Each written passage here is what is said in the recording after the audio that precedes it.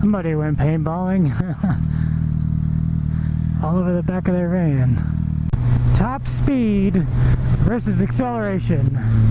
Which would I rather have, and which is pretty much better for the street, in my opinion? Let's talk about that.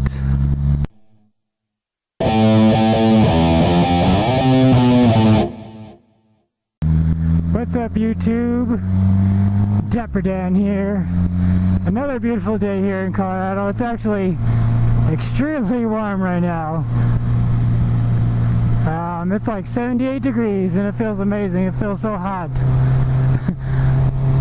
Unfortunately, forgot to open up my vents on my jacket, so a little hot at the moment, but it's not too bad.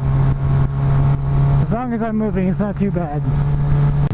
Today I'm going to be talking about top speed and acceleration.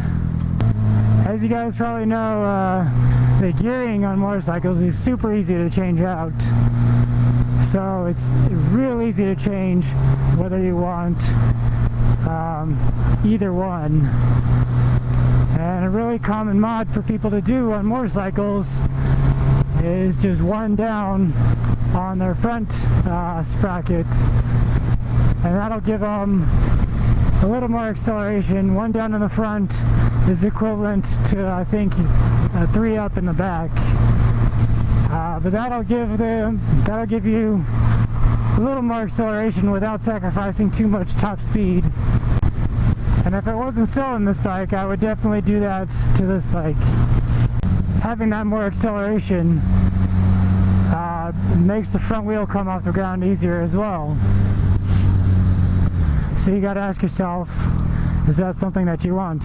Especially in places that are lower altitude than I am here in Colorado. Like this bike, anywhere lower altitude than I am here, will be able to power wheelie.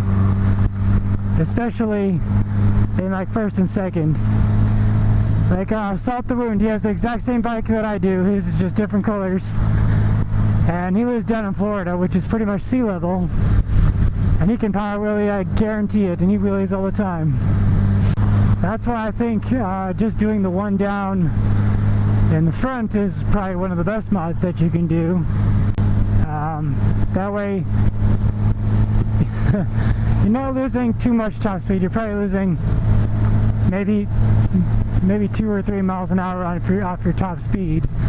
But you just get that much acceleration that it makes a huge difference. Like when you're racing somebody, you're not going to hit that top speed. It's the acceleration that helps you pull away from them, that helps you win the race. Because as soon as you pull away and let off or hit the brakes or whatever, whenever you're far enough ahead of them, that's when they know the race is over. So acceleration is what will help you out there. It also depends on what kind of bike you have too.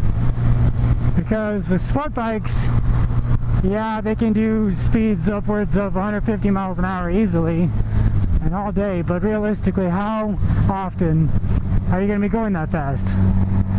If you're trying to get top speed, yeah, like maybe once in a while.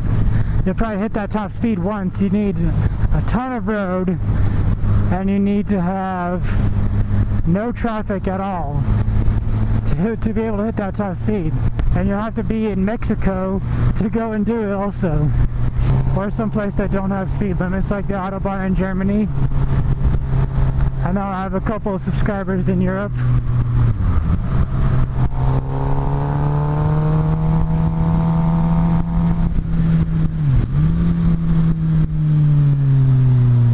Especially in the United States.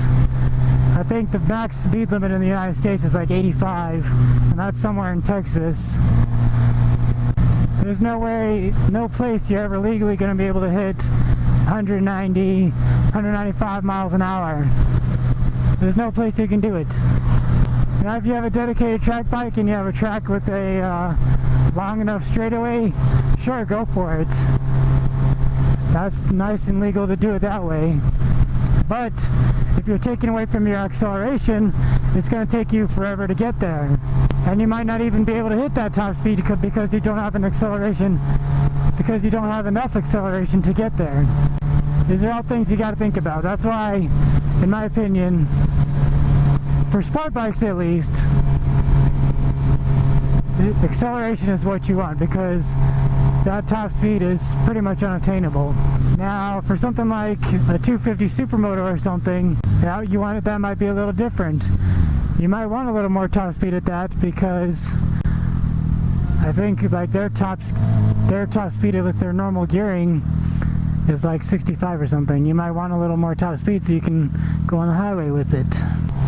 So yeah, for a bike that you want to get a little more top speed out of in order to do highway speeds, then obviously you want to gear it for a little bit of top speed.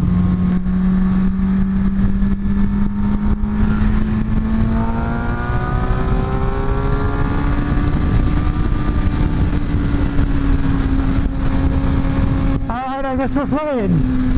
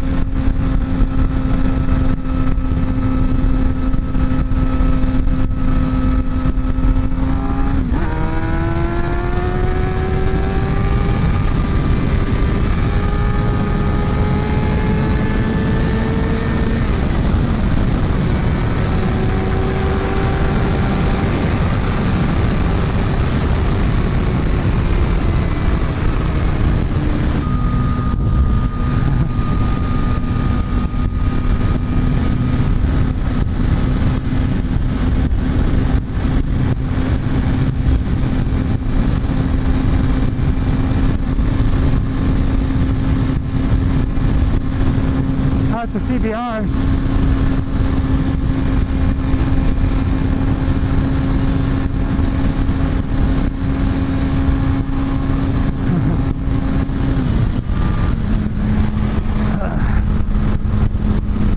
Well, that was kind of fun.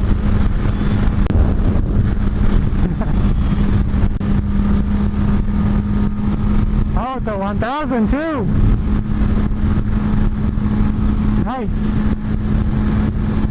So yeah, there's literally no roads, at least around here that I know of, that you'll be able to reach your top speed.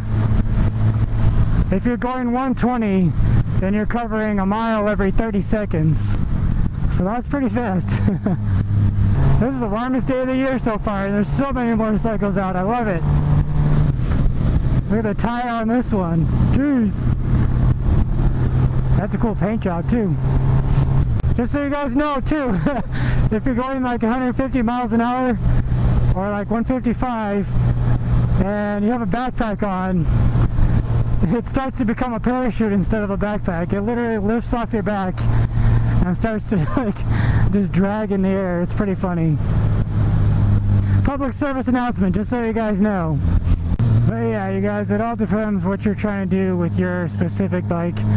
Every bike is different. You might need something different with every bike. For most sport bikes, I think that the one down in the front is the best way to go. Anything more than that and you'll just be lifting the front wheel constantly. I was trying to find a kit for this for the longest time. I could not find one. The best I could find was one down in the front and two up in the rear, but it wasn't just the one down in the front sprocket all by itself. That's what I was looking for. All I needed was the sprocket and the new chain. It would have been good.